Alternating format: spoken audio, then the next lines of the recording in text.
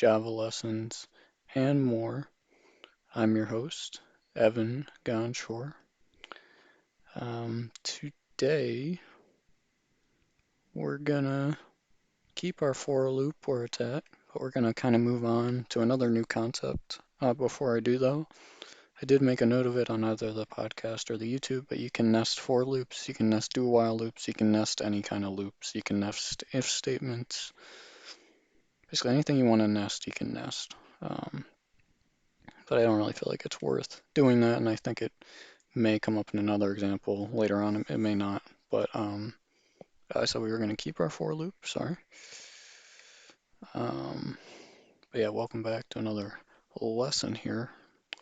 So, um, we're gonna have our constant here, something familiar. So final space int space. We'll call this. We're gonna be looking at something called arrays today, which are basically like tables, um, but with only one column and no title at the top. So it's just like a collection of numbers. Um, so, um, so final int array length equals 5. So that means our array will only be able to contain 5 things, which you'll see in a moment. But that's just a variable. It's just good programming practice.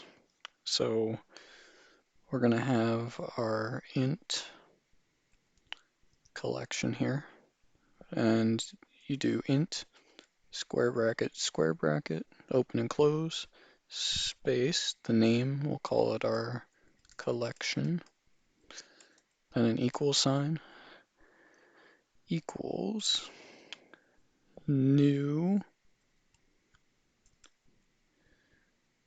space int, and then just normal parentheses. Wait, no, hold on, square brackets, sorry. New int, because it's still the array. That's the array notation, or those square brackets. Array length. So that means it'll only be able to hold 5 things. And so we're going to say collection equals, and it's a little strange. And I guess I'll demonstrate a couple different ways you can do this, but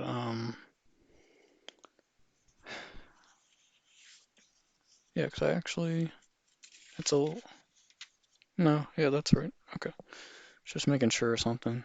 But like if you want to list them out, you do collection equals squiggly brackets, contains 5 things. So I'll have it contain 11, comma, this is within the squiggly brackets, 12, comma, 13, comma, 14, comma, 15. And then we'll close those squiggly brackets, end our line like with a semicolon, like it's good practice to, and yeah. And so now we have our collection. And now there's something a little fancy you can do with the for loop, and that is you can say for int I, so we still leave that generic declaration, but we don't have to set I equal to anything. We can just say for int I, put a colon, and then the name of the array, so collection within that for loop, and it'll that for loop's going to iterate over the whole array, which you'll see in a moment. So it's a collection of those 5 integers, 11, 12, 13, 14, 15. And I'm just going to demonstrate system.out.println, and then value takes on, or I, sorry, I takes on the value of each of these. So if we watch. I think it's going to be easier just to compile, hopefully successfully here. Oh, What am I missing? Illegal start of expression. Interesting. Alright, give me a sec to troubleshoot here. Some live troubleshooting. I'm a little surprised. I'm a little surprised unless they change the notation to square brackets, then that would make more sense. Let's see.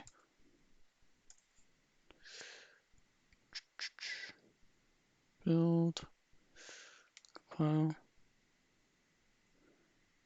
Huh. Unless you can only do... So I was gonna wait to show you this. I'm just curious if you can only do it as a declaration. I thought you could do it elsewhere. Let's see. No, okay. You can only do it as a declaration like that. I apologize. But I'll show you something else in a sec. But then if we run it, you should see it print out 11, 12, 13, 14, 15. So that I takes on the value of each of our items in collection.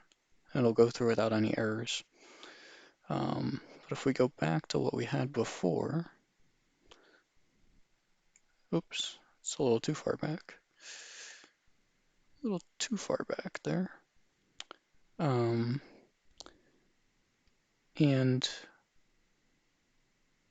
so like if we try to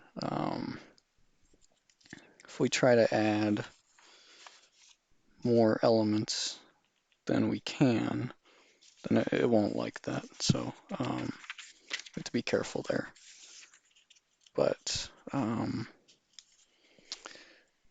for instance, we can also access array things by saying collection and then doing square bracket. And then if we want to change, it starts with 0, so if we want to change that first value just to the number 1, we could say collection 0 equals 1. And then what I'm going to show you is something a little interesting. Well, at least I think it's interesting. You can do a normal loop, but you just have to be careful. So keep in mind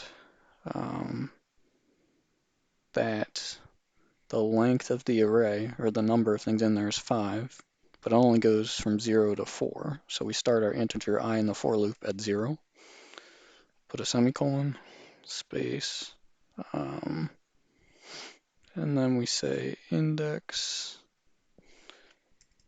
is less than, and actually, if it makes sense to you, we can just say collection.length, which automatically gets the fact that there are 5 things in there, and then I++. And then the way we'd print it out, since I is now taking on the value of what is called the index, that 0, 1, 2, 3, 4, which is just the way Java labels it, and so on. Like it'll just keep going. It doesn't have to stop at 4. Just in this case, there's only 5. And it won't allow you to hold any more than that. If you want to make it bigger, you just have to change this number to a bigger value. Or you can just do away with this entirely and just declare it like I had before with just the squiggly brackets. So there's a lot of different options basically, and you can kind of use whatever works best for your scenario. Programming is somewhat of an art, which is nice. And again, any questions, just let me know. But in our print statement, we're going to do collection square bracket. So just like we would to set it equal to something, we can also do that to access the value in there. Well, it doesn't it like now? Oh yeah, we can't do it like this. And I think I can show you as well kind of what I was talking about now.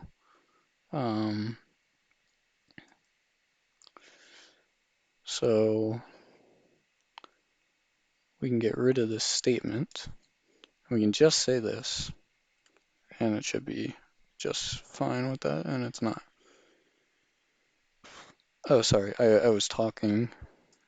It's called the index, but we want to keep that I variable notation the same. Apologies. That should be good to go. we should be able to demonstrate, see how we changed that first value, which Java assigns 0, and this would be 1, 2, 3, 4 if we want to change those. You can set it equal to that. And maybe just for fun, so collection of 5, even though it's 5 long, hold on, let me bring back that real quick. And let's bring back that real quick. So we're declaring it to only be able to hold that length of item. And we'll just copy paste this real quick. So see how it's less than length, so the length is 5, but it'll only go until I is 4. 4 is less than 5, but 5 is not less than 5, so it won't try to access the 5th item, because it goes in, first it checks the conditional, goes in, executes, goes back out here, adds. It's a little easier to see on the YouTube.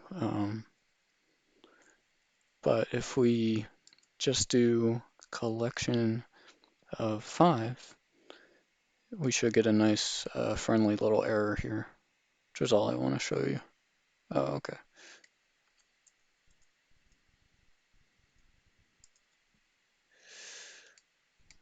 Forgot to change that one back.